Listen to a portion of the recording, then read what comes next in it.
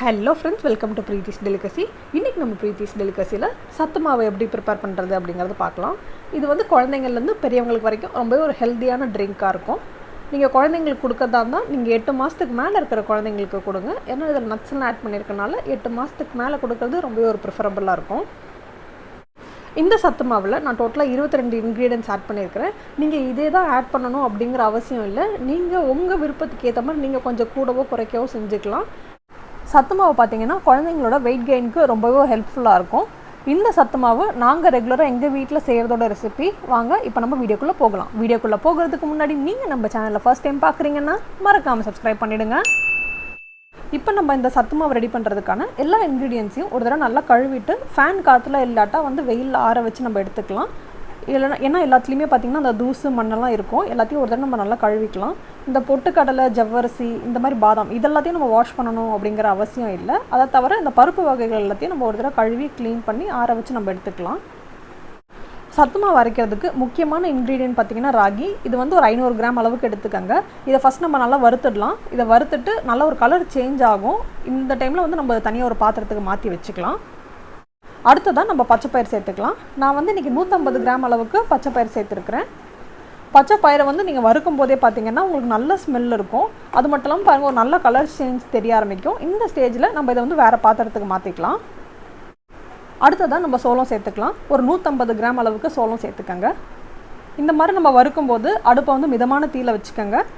இது முக்கியமா சோளம் வறுக்கும் போது ரொம்ப கவனமா பார்த்துட்டே இருங்க. நல்ல ஒரு கலர் சேஞ்ச் இருக்கும்போதே நீங்க எடுத்துருங்க. இல்லட்டா ஒரு சோளம் வந்து பாத்தீங்கன்னா ரொம்ப பொரிஞ்சு அது வந்து பாப்கார்ன் மாதிரி ஆகிடும். அடுத்ததா நம்ம கோதுமை சேர்த்துக்கலாம். கோதுமையோட அளவு பாத்தீங்கன்னா அதே 150 கிராம் அளவுக்கு சேர்த்துக்கங்க. அடுப்பை வந்து மிதமான தீயில வச்சுக்கங்க. ரொம்ப ஹை ஃப்ளேம்ல வைக்காதீங்க, அது கரிஞ்சு போய்டும். இப்போ பாருங்க கோதுமை சேர்த்து கொஞ்ச நேரத்துல அது வந்து நல்லா பொரிஞ்சு வர ஆரம்பிக்குது. இந்த ஸ்டேஜ்ல நம்ம வந்து இது இன்னொரு பாத்திரத்துக்கு மாத்திக்கலாம். இப்போ நம்ம இதல அடுத்து ஆட் பண்ற இன்கிரிடியன்ட் பாத்தீங்கன்னா வெள்ளை சோளம். நீங்க இதுக்கு பதிலா வந்து சிகப்பு சோளம் கிடைச்சா கூட அது இன்னும் ரொம்ப நல்லா இருக்கும். நீங்க அத கூட சேர்த்துக்கலாம். இது வந்து ஒரு 150 கிராம் அளவுக்கு சேர்த்துக்கங்க. சேர்த்துட்டு அதோட நல்ல ஒரு கலர் சேஞ்ச் தெரிய ஆரம்பிக்கும் பாருங்க. அந்த ஸ்டேஜ்ல நீங்க இத இன்னொரு பாத்திரத்துக்கு மாத்தி வச்சுக்கங்க. அடுத்ததா நம்ம பொட்டுக்கடலையை வறுத்துக்கலாம். பொட்டுக்கடலையோட அளவு பாத்தீங்கன்னா 150 கிராம் எடுத்துக்கங்க. இத நீங்க வாஷ் பண்ணி காய வச்சு இதல சேர்க்கணும்ன்ற அவசியம் இல்ல. நீங்க வந்து டைரக்டாவே அப்படியே panல சேர்த்து இத நம்ம வறுத்து எடுத்துக்கலாம். இதோட கலர் லைட்டா சேஞ்ச் ஆகி கையில எடுத்து பாத்தீங்கன்னா நல்ல சூடு இருக்கும். இந்த டைம்ல நம்ம ஒரு பாத்திரத்துக்கு மாத்தி வச்சுக்கலாம். அடுத்ததா நம்ம இப்ப இந்த கருப்பு கொண்ட கடலையை வந்து சேர்த்துக்கலாம். இதோட அளவு பாத்தீங்கன்னா 150 கிராம். இது வந்து மூக்கடலை அப்படினு கூட சொல்லுவாங்க. இந்த வெள்ளை கொண்ட கடலைக்கு பதிலா நம்ம வந்து இந்த Black கலர் யூஸ் பண்ணும்போது இதோட ஸ்ட்ரெngth வந்து ரொம்பவே ஜாஸ்தியா இருக்கும். இங்க பாருங்க இப்ப இந்த கலர் சேஞ்ச் ஆகி லைட்டா பொரிய ஆரம்பிக்கும். இந்த ஸ்டேஜ்ல நம்ம இத வேற ஒரு பாத்திரத்துக்கு மாத்தி வச்சுக்கலாம். அடுத்ததா நம்ம குதிரைவாலி அரிசியை சேர்த்துக்கலாம். இதோட அளவு பாத்தீங்கன்னா 150 கிராம். இது நம்ம வறுக்க ஆரம்பிச்ச கொஞ்ச நேரத்திலே பாத்தீங்கன்னா நல்ல ஒரு கலர் சேஞ்ச் தெரிய ஆரம்பிக்கும். அது மட்டும் இல்லாம நீங்க கையில எடுத்து பாத்தீங்கன்னா நல்ல சூடு ஏறி இருக்கும். இந்த டைம்ல நம்ம வந்து இது இன்னொரு பாத்திரத்துக்கு மாத்தி வச்சுக்கலாம். அடுத்ததா நம்ம யூஸ் பண்ண போற இன்கிரிடியன்ட் என்னன்னு பாத்தீங்கன்னா சிகப்பரிசி. இதோட அளவு பாத்தீங்கன்னா 150 கிராம். நீங்க இந்த ரைஸா யூஸ் பண்ணனும் அப்படிங்கற அவசியம் இல்ல. நீங்க இந்த ஒயிட் ரைஸ் தவிர்த்துட்டு இதுக்கு பதிலா நீங்க பிரவுன் ரைஸ் அப்படி இல்லாட்ட கேரளால யூஸ் பண்ற அந்த மட்ட அரிசி சொல்லுவாங்க இல்லையா, நீங்க அதெல்லாம் கூட யூஸ் பண்ணலாம். அடுத்ததா நம்ம வந்து ஜவ்வரிசி சேர்த்துக்கலாம். இந்த ஜவ்வரிசி வந்து சபுதானா அப்படினு கூட சொல்லுவாங்க. இதோட அளவு பாத்தீங்கன்னா 150 கிராம். இத வறுக்க ஆரம்பிச்ச கொஞ்ச நேரத்திலே பாத்தீங்கன்னா நல்ல ஒரு கலர் சேஞ்ச் தெரியும். இந்த டைம்ல நம்ம வேற ஒரு பாத்திரத்துக்கு மாத்திக்கலாம். அடுத்ததா நம்ம சேர்க்க போறது திணை அரிசி. இது வந்து ஃபாக்ஸ்டெயில் மில்லட் அப்படினு கூட சொல்லுவாங்க. இதோட அளவு பாத்தீங்கன்னா 150 கிராம். இத வறுக்க ஆரம்பிச்ச கொஞ்ச நேரத்திலே பாத்தீங்கன்னா அதோட நல்ல கலர் சேஞ்ச் தெரிய ஆரம்பிக்கும். நீங்க கையில எடுத்து பாத்தீங்கன்னா நல்ல சூடா இருக்கும். அடுத்ததா நம்ம சேர்க்க போறது வந்து வரகரிசி. இதோட அளவு பாத்தீங்கன்னா 150 கிராம். இத வந்து நல்ல ஒரு கலர் சேஞ்ச் லைட்டா ஒரு கலர் சேஞ்ச் ஆகுற வரைக்கும் நம்ம வந்து வறுத்துக்கலாம். இப்போ அடுத்து வந்து நம்ம கம்பு சேர்த்துக்கலாம். கம்போட அளவு பாத்தீங்கன்னா 150 கிராம். இதோட கலர் லைட்டா சேஞ்ச் ஆகி நீங்க கையில எடுத்து பாத்தீங்கன்னா நல்ல சூடு ஏறி இருக்கும். அந்த டைம்ல நம்ம இத வேற ஒரு பாத்திரத்துக்கு மாத்தி வச்சுக்கலாம். அடுத்ததா நம்ம 150 கிராம் அளவுக்கு புழுங்கல் அரிசி சேர்த்துக்கலாம். சேர்த்துட்டு இதுல ஒரு லைட்டா ஒரு கலர் சேஞ்ச் தெரியும் பாருங்க.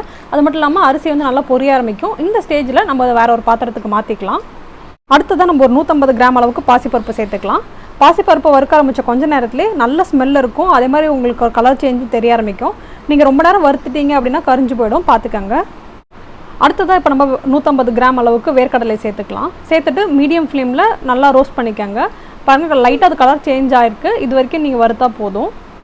அடுத்ததா நம்ம நட்ஸ் எல்லாத்தையுமே ஒண்ணா ட்ரை ரோஸ்ட் பண்ணிட்டு இப்ப இதுக்குள்ள சேர்த்துக்கலாம். பாதாமும் முந்திரியும் பாத்தீங்கன்னா 100 கிராம் அளவுக்கு எடுத்துக்கங்க. பிஸ்தா வந்து 50 கிராம் எடுத்துக்கங்க போதும். இது கூடவே ஒரு 5 ஏலக்காய் சேர்த்துக்கங்க. நல்ல வாசனையா இருக்கும். இப்போ நம்ம இது எல்லாத்தையுமே நல்லா அரைச்சதுக்கப்புறமா ஒரு தடவை சலிச்சுட்டு அதுக்கப்புறமா வந்து இந்த மாதிரி எவர்சில்வர் கண்டெய்னரில் அப்படி இல்லாட்டா டப்பர்வேர் பாக்ஸில் போட்டு ஸ்டோர் பண்ணி வச்சுக்கோங்க. கெட்டு போகாது, எதுவும் ஆகாது. நான் வந்து இதை மில்லில் கொடுத்து அரைச்சிருக்கிறேன். குவான்டிட்டி கொஞ்சம் நிறைய இருந்தனால நீங்கள் வந்து மிக்சிலேயே கூட 2 பேட்சாக போட்டு அரைச்சிக்கலாம். அரைச்சிட்டு மறக்காமல் சலிச்சுட்டு அதுக்கப்புறமா நீங்கள் ஸ்டோர் பண்ணிக்கோங்க. இப்போ நான் இதில் உங்களுக்கு எப்படி சத்து மாவு கஞ்சி செய்கிறதுன்றதை காட்டுறேன். இப்போ 2 டேபிள் ஸ்பூன் அளவுக்கு சத்து மாவு அந்த பொடி எடுத்துக்கோங்க. இது கூடவே கொஞ்சமாக தண்ணி சேர்த்துக்கோங்க. தண்ணி சேர்த்துட்டு நல்லா கரைச்சி விட்டுக்கோங்க. கட்டி எதுவுமே இல்லாமல், அந்த லம்ஸெல்லாம் எதுவுமே இல்லாமல் இந்த மாதிரி தண்ணி மாதிரி கரைச்சி எடுத்துக்கோங்க. இப்போ நம்ம கேஸ் ஆன் பண்ணிவிட்டு அடுப்பை மீடியம் ஃப்ளேமில் வச்சுக்கோங்க. வச்சுட்டு இந்த மாதிரி கைவிடாமல் கிளறி கொடுத்துட்டே இருங்க. ஒரு 2 நிமிஷம் தான் ஆகும். 2 நிமிஷத்தில் பார்த்தீங்கன்னா கஞ்சி வந்து கொஞ்சம் கொஞ்சமாக திக்காக ஆரம்பிக்கும்.